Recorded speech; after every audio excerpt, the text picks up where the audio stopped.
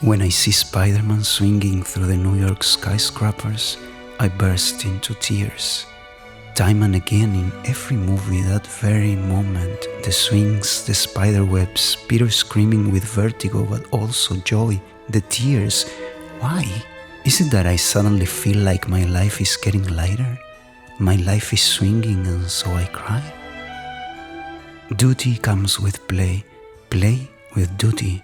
Peter knows it's an emergency, but he also knows he'll make it in time. Deep down, he even knows that if he doesn't make it, it'll be for a reason. Some poor soul got trapped on the 4th floor. For narrative purposes, Uncle Ben must die, just like the kid trapped in the fire. A new trauma must be born so it transforms into some kind of weird villain that then the hero will defeat. Anyway, he jumps, he swings, Peter flies. The show is magnificent, and I'm crying. It's a spectacle of lightness, but also one of nobility, sacrifice, goodness. A spectacle of play, but also surrender, commitment, devotion. How exhausting, Peter, how exhausting. I'm crying, I guess, because the unbridgeable gap between personal desire and social duty feels exhausting. I'm crying because of the ethical dilemma that prevents this teenager from having a normal life. Queens, a normal life. Normal? Who wants a normal life, really? After watching 6 Spider-Man movies in a week, I wonder, would I want that? Would I want to be Spider-Man? Perhaps I cry because deep down I don't. I'd rather project my skillful nobility onto that other figure, the hero we all need. But do we actually need him? Look, I'm just gonna be myself. Peter, no one wants that. I cry perhaps because I just don't know whether the hero is healthy or not. As a social construct, is the hero healthy or not? Perhaps I cry because it is, and simultaneously it isn't. Being light can be heavy. Being the light one carries weight. I cry then for what that levity represents to the collective sensibility, burdened with weight and sorrow, in need of lightheartedness. I cry because there is something in me that craves that lightness. People celebrate it, and it feels so good to know that at least young Peter Parker can devote himself to setting things right. Everyone's things right. Why do I cry? I cry because I realize that the chaos of that city besieged by increasingly eccentric villains is probably an expression of the psychological turmoil of an orphaned, traumatized and neurotic teenager who perhaps, just perhaps, represents the orphaned, traumatized, neurotic teenager that all of us, to some extent, are. Are all superheroes orphans? Maybe not, but Superman lost his home planet, Iron Man's parents were killed, and also Batman's parents were murdered in a dark alley. One of those dark alleys that Peter enters to train, to shift, to make things right. When I see and hear Spidey swinging like an urban Tarzan among the buildings of that congested Manhattan, I cry with relief, but also with melancholy. Who knows, maybe all relief comes with melancholy, because the burden is heavy, but it also defines us, and to paraphrase Nathaniel Hawthorne, sometimes our sorrows become so indispensable to the heart that it would be a bad bargain to trade them for bliss.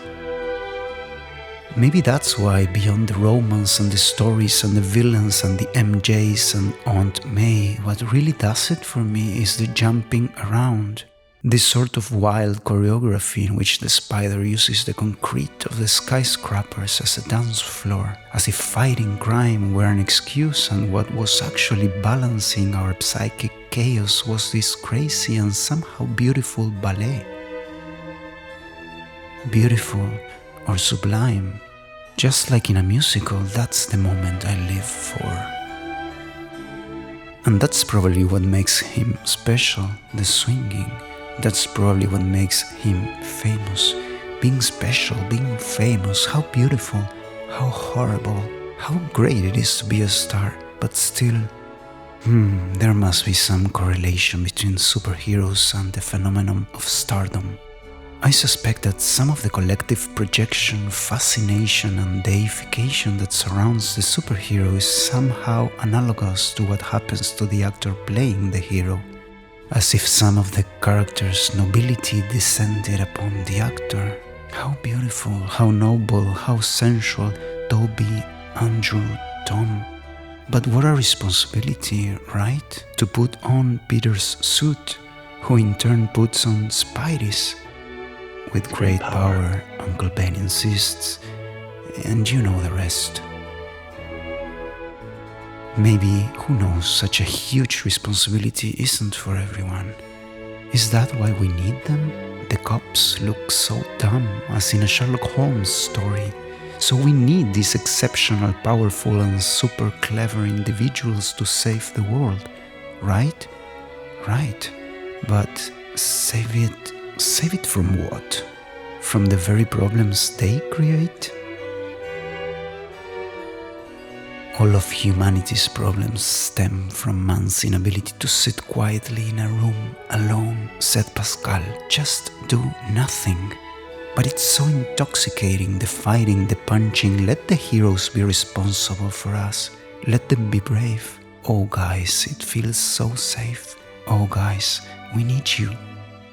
So maybe that's what makes me cry, that need. I cry because we need superheroes and also stars. I suppose then that I also cry over the massive phenomenon of fame, spectacle and the psychological burden of what we project onto those sensitive, talented bodies. Bodies, lives that are also shaped by business. I weep for the beauty of show business, for how exciting and absorbing it is for me to watch and listen to that shy teenager glide with such lightness and grace among the skyscrapers of the big city. The biggest one, the center of the world. No, Nate, this isn't my problem. Peter, not your problem? Everything revolves around Peter. Every villain seems to be his own emanation. Peter, New York, the center of the world. How exciting, how exciting. I cry because excitement is beautiful and also deceptive, misleading, tricky, like cinema. I cry for cinema and art. I cry perhaps over the passionate devotion of the comic book fandom. Why? Why such a huge tribal devotion, connection, projection, belonging? Does this swinging among the buildings of New York City work as a ritual? A ceremony that somehow expresses the interconnectedness of all of us outsiders in this massive web of freaks? Don't even think about it. Maybe I weep over the centuries-long history of mysticism, religion, occultism, and the yearning for the divine that probably led to the creation of comic book superheroes in the first place. I weep over that need we feel, the need for gods, pagan, folk, popular, whatever kind of gods they may be, something else, safety, something else. Why do I cry?